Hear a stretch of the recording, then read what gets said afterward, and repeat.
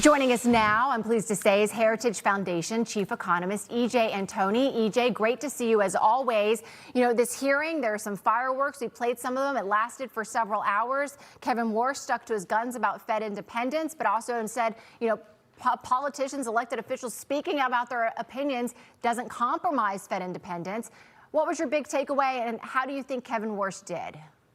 Well, Lydia, thank goodness for Elizabeth Warren that Warsh pointed out that politicians voicing their opinion on monetary policy doesn't threaten Fed independence, because it was Pocahontas herself during an election year who was demanding that the Fed cut interest rates. It's just that there was a Democrat in office at the time instead of a Republican. So it's nothing new that politicians want lower interest rates. That's been the case basically for the entirety of the Fed's existence. There's a story about LBJ, might be apocryphal, that he grabbed the then Fed chair by the lapels of his jacket, pushed him up against the wall, and told him very directly to lower those interest rates. So nothing new there. If all we're getting is some vocal pressure from elected officials, I'd say that's par for the course, to say the least. But I thought Warsh did a phenomenal job. He was able to deflect all of these very vicious and frankly baseless attacks. This is a guy, let's not forget, who, when he was at the Fed, spoke up about the policy mistakes that were being made at the time,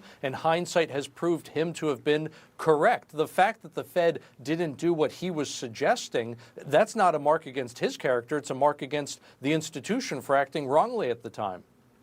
EJ, Democrats wanted to make a big deal today about the fact that Kevin Warsh is rich. He is rich, no question about it. Does that disqualify him from being Fed chair?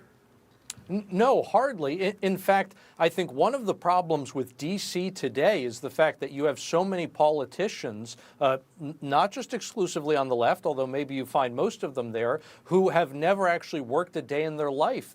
They frankly don't have any kind of private sector experience. They've never run a business. They've certainly never created a job. Bernie Sanders might be the best example. And so what ends up happening is they get into positions of power. They make all of these decisions that affect business, that affect the working men and women of this country, and yet they have never actually had to feel the results of those decisions. They never have to face the ramifications of their own actions. And what you have in Kevin Warsh is someone who understands the system, someone who has worked in it, someone who has been on Wall Street and understands the reverse Robin Hood system that the Fed has set up over the last couple of decades, where this vast expansion of the balance sheet ends up transferring wealth from those who do not actually hold assets to those who do. And those who don't have financial assets, what are they left with? The higher prices. They get stuck with the inflation.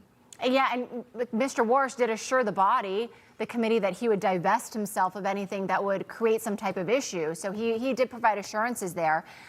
I want to ask you about the other kind of elephant in the hearing, which is Tom Tillis.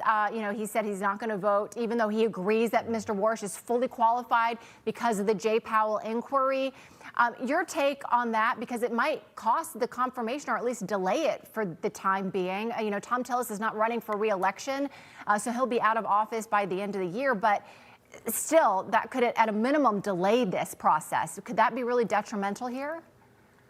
I suppose it could, Lydia. And look, at the end of the day, if we just do a quick cost-benefit analysis, I just don't think it makes sense for the administration to continue with the probe. Just let it go. I mean, my goodness, what is really the true benefit at this point? Everyone knows Powell was incompetent. It's patently obvious that the palace on the Potomac has cost way too much money, that there have been cost overruns, but it's just not worth seeing that through. What do you actually get out of it? More importantly, what do the American people get out of it? Conversely, if you just let it go, if you get Kevin Warsh through and you get him confirmed at the Fed, you're going to start right-sizing the Fed, and you're going to start getting monetary policy back on a path to sanity. I think the American people would much rather they have lower interest rates on their mortgage, on their credit cards, their student loans, their auto loans, you name it, than they know that Powell has had some additional degree of accountability, let's say. Well, we'll see who blinks. Maybe it'll be the DOJ, maybe it'll be Tillis, maybe they'll find some third way we haven't thought about yet. EJ Antoni, always good to see you. Thanks for joining us tonight. Thanks, EJ. Thank you, Brian. All right.